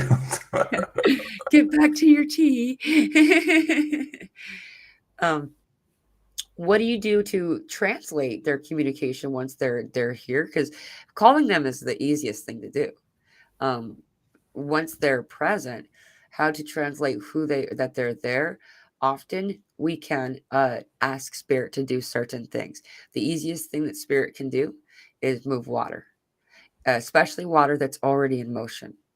Um, we can do that too. Water benders often can do this. It's the same example, but what we're talking about right now is spirit. Um, Turning on a faucet. This is something that's been kind of fun to help people learn to access this, and then they usually graduate from this experience. Turning on the faucet to where there's a stream of water that's a solid stream, and bend it. Will you move that? And it's cool because then the water goes like a straight line, and it's like you could they bend it for you, or anything in motion, but water's the easiest. So uh once something's been put into motion, then give a specific ask, make it go right, make it go left, kind of stuff. This helps people feel like they know that they're really there, and that starts the I muted you. Once the communication starts to move, this is stuff that I teach people who are really just trying, they want to be able to have this back and forth conversation. Um, Once they start to trust what they're getting, that's when the conversation really starts. Um, Usually it's an odor, a scent, a smell, an Yeah. aroma. You know what I'm talking about? Oh yeah. It's so Do you want weird. to expand on this? Go ahead. Oh, I just wanted to address the scent thing. Like I didn't know one of my grandfathers. Like he died when my mom was 18, and I knew my other grandpa, but he died when I was like 3. And when I was like 18 years old, I think, all of a sudden I was alone at home, and I started to feel I don't know how you call that little flower that has like, oh whatever, I'm not going to describe it. It's some kind of nice little spring flower, basically. It has like a very recognizable scent to it. And all of a sudden I was alone. I was like smelling this spring flower scent, but it was like late summer, and we had no air fresheners or like not even a perfume in the house that would have that scent. I was like, okay, I can feel that scent very strongly. Like, oh my god, like what does this mean? And like I'm not sure if I realized it then or just later. I was like, oh wait a second, like that was the favorite flower of my passed away grandfather's. And this is their signature. Their "Hi, I'm here." Uh, we'll get also, and it's not just me. This is consistent for a lot of people. The laugh. You'll hear inside your head. Basically, it feels like, I call it the voice on my heart. Um, you'll hear the person's laugh.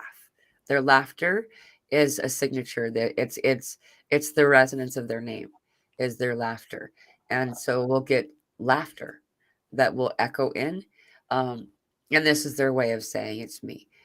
Most of the time, I find that once they've come in and they're communicating, people will hear it as if it's their own thoughts, and it's a conversation with yourself. It feels like at first, because it isn't meant to be intrusive, invasive, and we do need to translate, because in spirit, words are no longer used. The way we communicate is so limited. It's like we're that person who's still got a VHS player and they won't, like, like up, or they're a 8 track, they're not going to do CDs or they're just committed. That's what we're doing with language in a lot of ways. And so when we translate what they're giving us, usually it comes in through words, and then it's our own voice that we're hearing.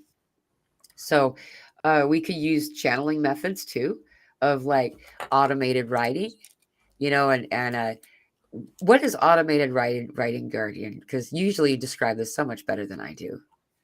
I do. Okay. Well, Yeah. basically, it's a form of channeling as well. But yeah, like before you do anything like that, like prepare yourself, like purify yourself, like do all the energy maintenance stuff, like clear yourself, Yes. clear your house, and like do the protection work so you don't get any interference that you wouldn't want to have there. And don't play around with Ouija boards. So, Yeah, dude. uh, and yeah, like basically, it's a way of interacting. I mean, you can interact with, just as you would say, like maybe a deceased loved one, maybe if it is possible, or maybe your guides, or your maybe your subconscious, like you're asking questions of yourself of like, hey, like why am I repeating this mistake over and over again? And just don't think about it, just write down what comes, like. And it works the same way with everything else. Just have a very clear question. Like if you want it, you can write it down, but I think that's unnecessary. Just have a very clear question, and like the first thing that comes, just write it down. Don't think about it. Just write. And sometimes starting the writing motion helps. Well, like I'll usually go uh in the earlier, I don't find I need to do this anymore, I think, now that I think about it, but I'll just start to say something. Like you could say once upon a time or whatever it is. You use whatever, and just it's just getting your hand moving, and then a release happens. Some kind of release moment happens, and all of a sudden it just starts to flow. It starts to flow, and it ends up being a very useful tool as well, because now it's documented. You can go back and you can look at this, and decipher this information. Um, I would say, above all else, when communicating with past loved ones, just to go back to that point specifically, um, is that they will come through however feels most familiar to you with them, because there's still that energy, and they know you and they know the energy that they were, and so they'll come through as that individual. Um, Often, the most fascinating part about people passing away and the energies that they come back through as is they'll come through as what feels most appropriate to you. I've had energies where they've a female specifically. I just recently had this conversation in a session. This woman had lost her baby before the baby was born, and years later, every year this child comes through is a year older. So, and sometimes we're talking to our grandpa, and grandpa, last time we saw grandpa was much more healthy than that, and then maybe grandpa was, but when he passed. So we'll see the example that we are familiar with, because they want you they want you to know who they are just as much as you want to know who they are. And so it's not meant to be a puzzle to decipher, as much as we want to make it be sometimes. Um, and I would like to point out too, is that whether you're able to perceive any of these things or not, they do come to you, and they especially come to you around a week or so after passing, to say goodbye, and to also not they're not going, so they'll come back through as well. And often this happens in a place of dream state. A lot of us will discount this experience and say that it's a dream. It just felt so real. It was. It is. And it's going to continue to be as much as you'd like. How do you inspire this? Is to set this intention as you're going to sleep. Speak to this individual and say, I would like to talk to you, you know, or whatever. Just, set your intention. While you're doing this, remembering to do what Guardian's talking about, we're doing this with a clear slate energy. We're not bringing any other, we're not bringing today's dirty laundry with us. As you clear your day, and then you bring in, I'm ready to have this conversation. Um, I find it very useful to be in a place of love and not in desperation. If we feel, often when it comes to grieving, this is the most complex part, is that it's hard to be able to be removed enough emotionally from this distraught state. If we are in a desperate place, or in a place of like, just I need to talk to this person, I miss them so much, kind of stuff. um, I find that sometimes it can be a distorted conversation. um, and so check yourself, your intention too. Why do you want so badly to connect with this individual? And um, And lastly, just one last thing I'm going to add, and let Guardian say whatever it is he has to say about this too, um, is that I lost my statement, my thought, so it wasn't that important. Go ahead, Guardian. But yeah, like that whole idea of like being in a proper state, like when you do that. I remember, I think it was a Netflix documentary, like Life Beyond Death or something. They were exploring reincarnation and like, is there life after death or something like that. It's fairly recent, I think like 3 or 4 years old. And they were doing all these weird stuff. Like there are like people who are like bringing back your deceased loved ones and like channeling them and things like that, and Seances. seances.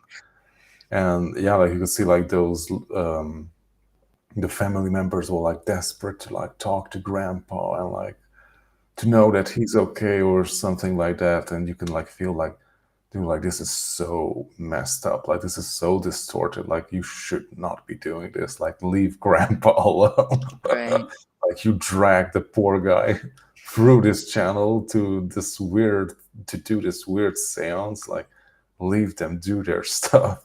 right, So yeah, like be cleared and like, yeah, like be in a state of love. And yeah, like what I would recommend is like when you try to like contact them or like interact with them, like it may not happen, it doesn't have to, like maybe like it has to work both ways. Maybe you're ready but they don't want to for some reason, so, or maybe they're busy with something else, so don't have too many expectations. But the way I would do it is that, okay, like visualize or maybe like call on them. But what I would do is like in that clear state is like go back to like some kind of beautiful memory or something that you shared together in your past, like one of your maybe your preferred memories with that specific person. Like be there, like feel that you're reliving that same experience again with them, and like with that energy in your heart or mind or in your presence, like through that energy, like connect with them. And if they want to interact, then great. If they don't want to, then they don't have to, right. because like they have their own free will and their own individuality. Like they don't have to do something just because you wanted to. Like somebody calling on your phone, you cannot answer the call. You can decline that phone call, and so can they. Um, Often, I find the reason that they won't come in is if it's going to harm you in some way. If it's in desperation, is another point. Or I'm using this word a lot. And this is it's a spectrum word for me. Like there's a lot of reasons that we would. Um, if it's not for your highest joy and your highest good, often they're not going to want to, because it's not going to help you. It's actually going to not harm you, but prevent further growth, and assisting you to release them, and to allow you to grieve. And I've been somebody who's been able to interact with those who have passed for the bulk of my life. This is 40 plus years now, and um, I can say that I've had amazing, beautiful loved ones that have passed. My little brother was my very best friend, and he committed suicide when he was 25. And um, I can interact with him very easily. However, uh, people often like see this and kind of are present some kind of jealousy or desire to have it too, it's not the same. You still want to hug that person. You still want to punch them in the shoulder. You still want to have, this real the human way of interaction, and it's different. All energy, no energy is wasted. It always moves, and it always continues to go and be something, and be something more. Um, and when it does this, it becomes something different, an evolved energy, you could call it. And so, um, my that's my 2 cents, is that there's a lot of people who I would say add a lot of money to line other people's pockets to connect with those who have their loved ones who have passed, and um, it's never going to fill that void back up again. And so instead, you're being asked to heal so you can connect with them on your own, and whatever's correct for you. This is just my 2 cents, because um, I've been doing this my whole life. People would stand in line at lunch in high school. There's a whole, and I learned that it felt like it was delaying people's progress. And so, what I do when I do sessions with people before they even show up, I tell all the spirits and all the energies that if you're not coming for this person's highest joy and highest good, you're not welcome. And and a lot of times people have a laundry list of like, I want to connect with this person, and they won't come in. They're not coming in because it's not going to help that person, and often we always get exactly what we need from spirit, and frequently it isn't what we think we want. Yeah. It's something that we always have to relearn and understand. Yeah, that's a really Yeah, good you question. did it very beautifully, yes. Do you think we answered that question all I right? think so, yeah. All right. Yeah, like maybe I could give some more weird info about like deceased loved ones, like the way I interacted with them. They usually come like in certain periods, like it's not something that continuously happens. But my first real experience was with my deceased grandma. Like I was 18 when she passed, and I had like zero clue about like spiritual awakening and any of these energy stuff. And all of a sudden, I had these like weird, vivid dreams with my grandmother.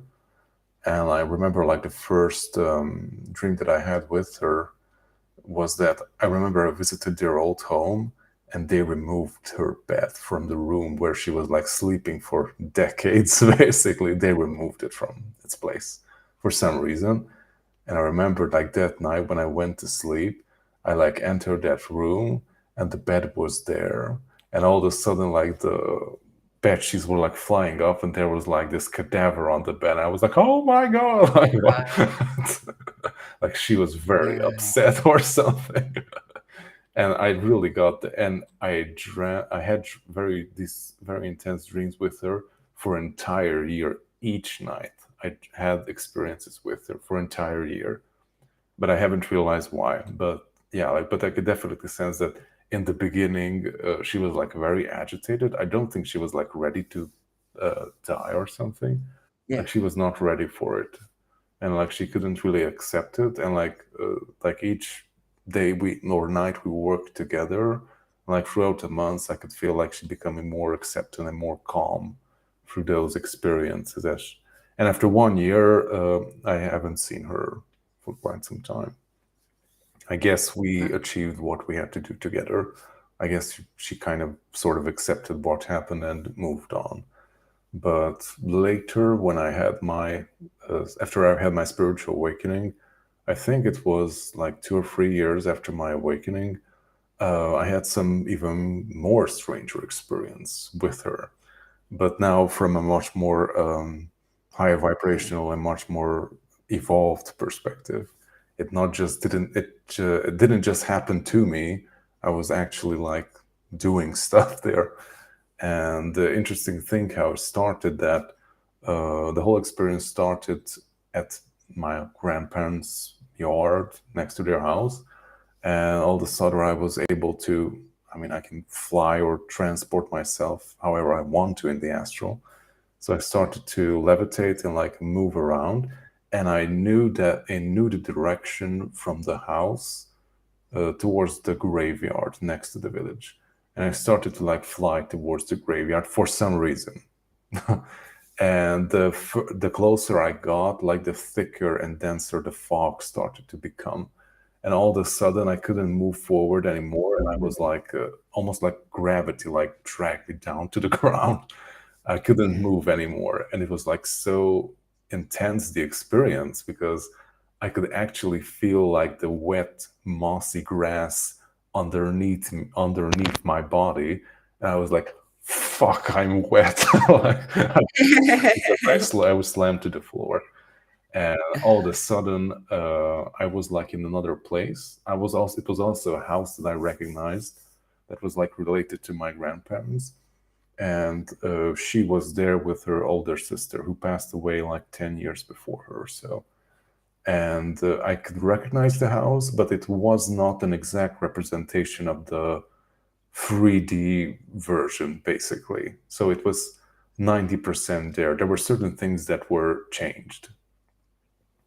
And I could see that they were like going about their mundane lives as they did in 3D, basically.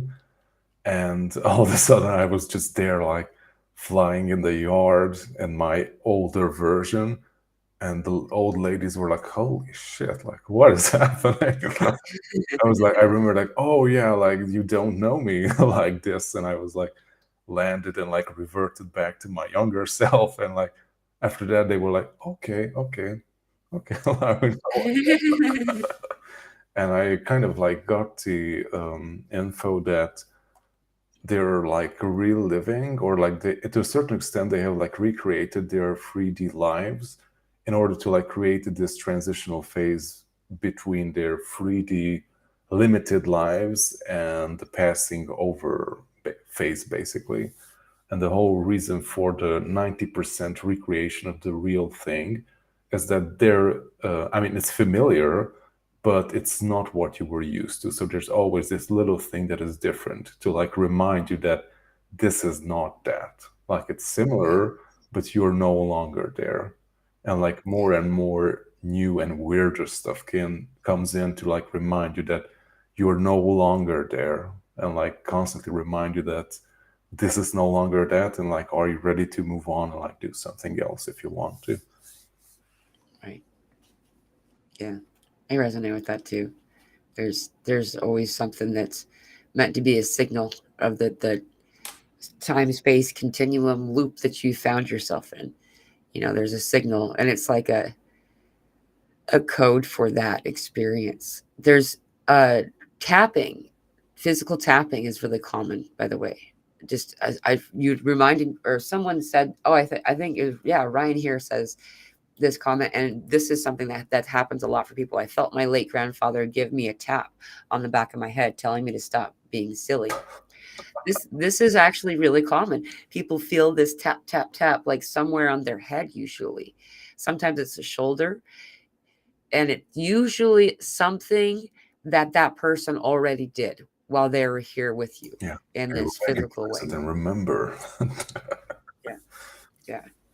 They're just saying, "Hey, I'm here too. I'm still here," and you're not alone. And energy doesn't leave; it just changes location. That seems to imply leaving when you change location, but that's not exactly how it works. It's they're here, they're accessible, and to do like what Guardian said, this is something anybody can do. We all have the ability to access our individual or our loved ones in this way, um, and those frequencies and energies that perhaps were loved ones from a previous life cycle or a higher aspect of yourself, a higher soul aspect concept, and this is fun. This is where it gets fun because you go from people who have physically incarnated and passed, and then you can step it up and step it up before you know it. You're talking to your oversoul, You know what I mean? And so this can occur, and this is a doorway, and a space where we can access this. I wanted to add one last thing before I forgot to say this, is that most people don't know that they're experiencing spirits, when they have these moments where there's something that pops in, something pops in a visual way, but like it feels like it's in their imagination. They see someone, and then it's not, they don't see it because it's not like me. And so it's kind of, wow, I got some weird thing going on in my head. This is, like, for instance, where I lived before, there was a crosswalk. So crosswalk guardian is a place where people can cross the street, and there's painted lines on the street so the cars know to stop, right? Most of the time, they'll stop most of the time. Not And always. and You have to be careful. no, and there is this lady, this soul, this spirit, who obviously was killed at this intersection when she was crossing the street, because I I even had the experience a lot of time. I knew she was going to be there. She would cross right before you got to where and she would put herself in front of your car, time and time again, and like, and it was just so, it was very disruptive until you knew that was going to happen. Why did I bring this up? Because it was a local thing, and I had no idea that people were experiencing it, and there was a lot of legend and stories and stuff. Um, it is a real thing when we're experiencing those things. How can you assist that person? Why are they coming through? If they're not a loved one, why are they coming through? Because, just like we said before, they just need to be acknowledged. I'm here. This happened. And once they're acknowledged, they can go. You know, I would say that the more abrupt a person's death passing was, the more likely they'll be lingering longer. So if it's a tragedy, so anyway, it's useful to know that, I thought. So this there was one other question, and then I know we need to get going, Guardian. Someone had a follow-up question when it comes to the how can, here, I'm going to put this up. It's from Anne. um, how can we address the dark energy when it comes into my field, when I get so afraid that I can't manage to do it with the violet flame? I feel it coming, and yet it gets to me. So to see happen twice these last weeks, and takes me so long to get rid of. Um, this example was something about that what I was talking about with the Kadosh, Kadosh, Kadosh Adonai symbiote. Um, so we did address this earlier. I just wanted to be sure that this wasn't, no one was missed in the cracks here. That if you would rewind it, and you'll find some input on that. But the Guardian, would you like to say anything more about this? No, like you addressed it perfectly. Like whenever like you're in difficult situations, it's like complicated to like focus properly and like to be at the proper vibration if you're in fear or if you're like frozen.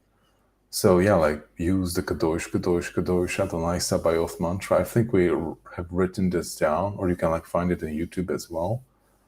Yeah. And yeah, like even if you're afraid, but still you can repeat that, like remember it and like repeat it, and you can like feel how you're like coming back and like releasing that stuck, cold and fearful energy that is coming into your being. With that, you can easily like I don't know, like push yourself over that boundary of being stuck in the fear state. But basically, that you're calling in all your light team, and everyone is coming in to clear the room and help you get rid of the nasty stuff. Yeah. As Thank you. As very useful, and it's hard to find this on, if you don't know how to spell it. And so I did write the Kadosh Kadosh, and you can, I that word is important for me. When Guardian first said this, I was like, I need, because I know that word on a soul level. Um, it is sacred holiness. This word and I think that it's holy, holy, holy. Is Uh, the Lord of hosts.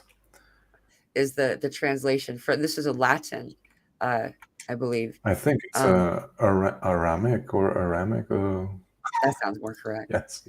Yeah. Yeah. So, Kabbalah and all and that mystical stuff. for those of you who want to know how to find this, I am going to. Oh, thank you so much, Sherry. I'm going to add this to the screen so you can see this. Sherry, you're on point. Kadosh, Kadosh, Kadosh, Adonai Symbiote. And I'm This, sharing the link to the video on my community page right now. So check that perfect. out, people. And I will put it in my YouTube video description. And also, I'm going to link Guardian's channel after this is done to the YouTube. He isn't on Facebook, so I won't be able to do it on Facebook, but to his YouTube channel. So you can find him at Jay Zoltan, or looking up Guardian of Orion at Still Access Chem.